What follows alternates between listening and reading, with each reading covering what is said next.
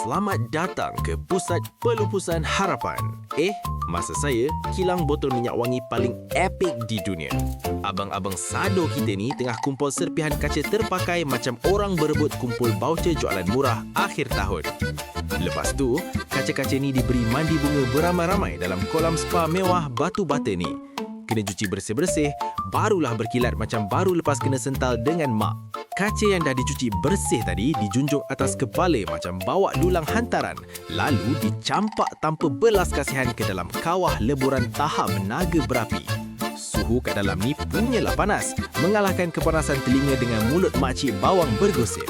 Abang ni relax je jolok-jolok lava tu guna besi panjang, macam tengah kacau kawah dodol untuk persiapan raya, biar sampai kaca tu cair dan reda dengan nasib badan.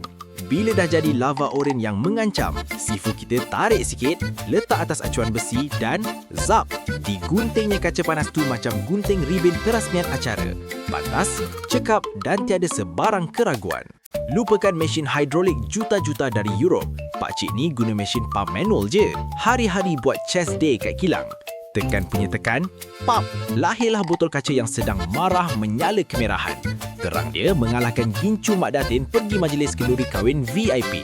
Botol-botol yang tengah hot ni tak boleh terus kena cuaca luar. Nanti dia terkejut beruk lalu retak 1000.